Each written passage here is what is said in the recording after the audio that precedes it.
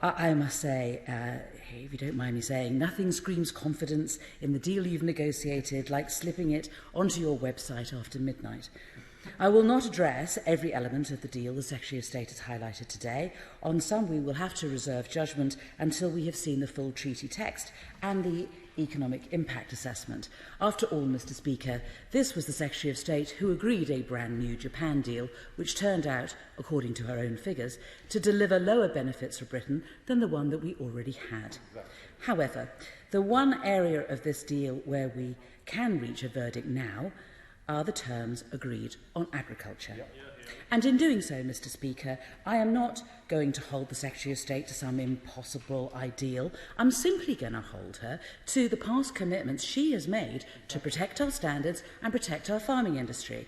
So let us start with standards. The Secretary of State said last October that she would not sign a trade deal which would allow British farmers to be undercut by cheap imports produced using practices that are allowed in other countries but banned in the UK. She called that an important principle. So let me just give her 10 examples of such practices in Australia: allowing slurry to pollute rivers, using growth-promoting antibiotics, housing hens in battery cages, trimming their beaks with hot blades, mulesing young lambs, keeping pregnant pigs in sow stalls, branding cattle with hot irons, dehorning and spraying them without pain relief, and routinely transporting livestock for 48 hours without rest, food or water. All practices in common use in Australia, all practices banned in Britain. And yet, under the deal that she has signed, the meat from farms that use those practices will come into our country tariff-free, undermining British standards, undercutting British farmers and breaking the promises made to the British people. So much for protecting our standards. What about protecting our farming industry? The Secretary of State said last November, "We have no intention of ever striking a deal that doesn't benefit our farmers." And yet, the deal that she has just signed will allow Australia's farm corporations to export more than 60 times the amount of beef next year as they exported to Britain last year, before they pay a single penny in tariffs. It is the equivalent of immediate, unlimited, tariff-free trade, which is why the Secretary of State, when the Secretary of State says Australian farmers will be in the same position as EU farmers after 15 years, she is talking nonsense.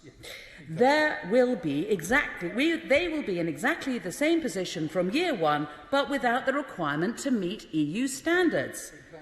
No wonder Australia's former negotiator at WTO has said, and I quote, "I don't think we've ever done as well as this. Getting rid of all tariffs, all quotas forever is virtually an unprecedented result." And of course he's right, Mr. Speaker. When Japan and Korea negotiated their deals with Australia, they set tariff-free allowances in year one, which allowed for a modest increase from the amount of beef Australia had exported to them in the previous year. 7% for Korea, 10% for Japan. By comparison, the Secretary of State has just signed a deal which allows Australia to increase exports of beef by 6,000% without paying any tariffs. And, Mr. Speaker, in the government's own scoping paper last July, we have it in black and white. That increase in Australian exports will mean, and I quote, "a fall in output and employment in the UK's agriculture sector." British farmers, the Honourable Lady says it's wrong, I'm just quoting her department. British farmers left worse off as a result of her deal, another broken promise and more to come when New Zealand, Canada, Brazil and America demand the same deal from their exports. Mr. Speaker, let me be absolutely clear. We want good trade deals with other countries. We want trade deals that will create jobs, support our industries, strengthen our economy, strengthen our recovery. But to be blunt about it, we want the same kind of results for our trade deals that Australia has just achieved from us.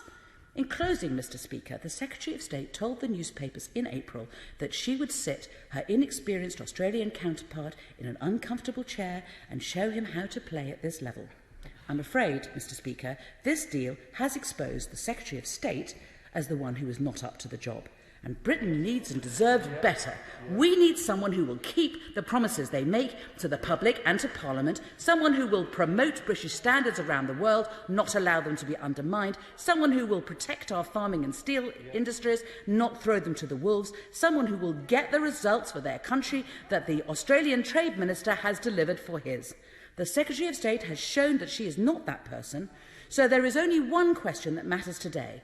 Will she guarantee to give Parliament not just a debate, but a binding vote on the deal that she has agreed with Australia so that we can reject the terms that she has agreed on farming and send someone else back to the table to get a better deal for our country? Secretary of State.